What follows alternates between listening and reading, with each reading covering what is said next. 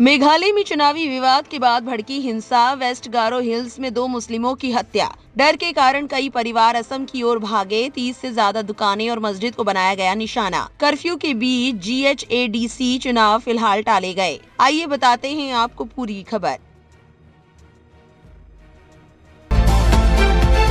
You are watching Delhi News. Meghalaya के waste गारो hills इलाके में गारो हिल्स ऑटोनॉमस डिस्ट्रिक्ट काउंसिल चुनाव के नामांकन के दौरान हिंसा भड़कने के बाद कई मुस्लिम परिवार डर के कारण अपने घर छोड़कर भाग गए। कुछ लोग पड़ोसी राज्य असम चले गए, जबकि कुछ पास के गांवों में शरण लेने लगे। स्थानीय लोगों के अनुसार इलाके में अभी भी डर का माहौल है और कई परिवारों की महिलाएं और बच्चे पूरी तरह क्षेत्र छोड़ चुके हैं। 10 मार्च को हुई हिंसा के बाद 2 मुस्लिम व्यक्तियों के शव बरामद हुए। उनकी पहचान खैरुल इस्लाम और अशरफुल इस्लाम के रूप में हुई, जो वेस्ट गारो हिल्स के निवासी थे।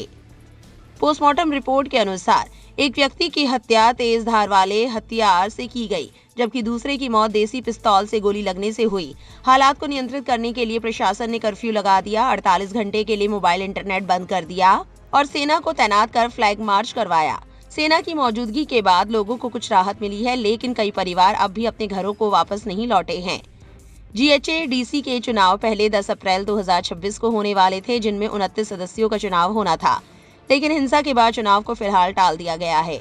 हिंसा की शुरुआत 9 मार्च को नामांकन के पहले दिन हुई, जब पूर्व विधायक और जिला परिषद सदस्य एसमतूर मोमिनीन तुरा के जिला मजिस्ट्रेट कार्यालय में नामांकन दाखिल करने पहुंचे।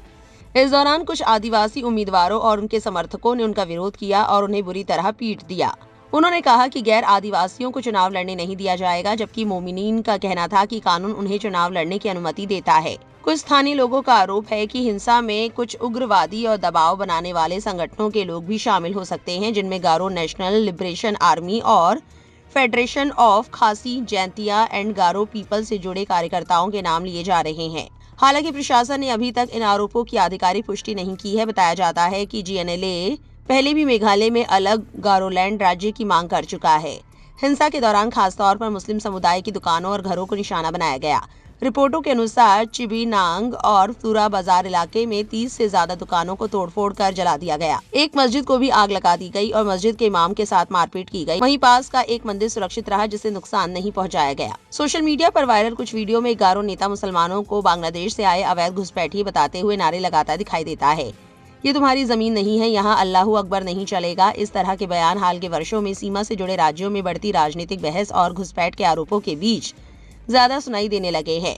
इस पूरे विवाद की पृष्ठभूमि GHADC चुनाव से जुड़ी है। इससे पहले परिषद ने एक नोटिस जारी किया था, जिसमें उम्मीदवारों से अनुसूचित जनजाति प्रमाण पत्र दिखाने को कहा गया था, जिससे गैर आदिवासी उम्मीदवार चुनाव नहीं लड़ सकते थे। हालांकि बाद में मेघालय हाईकोर्ट ने इस नोटिस को रद्द कर दिया और कहा कि ये कानूनी प्रक्रिया का पालन किए बिना जारी किया गया था। मेघालय आमतौर पर एक आदिवासी और ईसाई बहुल राज्य माना जाता है, लेकिन यहाँ मुसलमानों की भी एक छोटी आबादी रहती है। 2011 की जनगणना के अनुसार राज्य में लगभग 4.4% मुसलमान हैं, जिनमें से कई बंगाली मूल के हैं और कुछ खासी मुस्लिम समुदाय से आते हैं। राज्य बनने के बाद से ही प्रवास, जमीन और स्थानीय पहचान के मुद्दों को लेकर आदिवासी और गैर आदिवासी समुदायों के बीच समय समय पर तनाव देखने को मिलता रहा है। इस खबर को लेकर आपकी क्या राय है, कमेंट सेक्शन में जरूर लिखें और ऐसी और जरूरी अपडेट्स के लिए गली न्यूज से जुड़े रहे।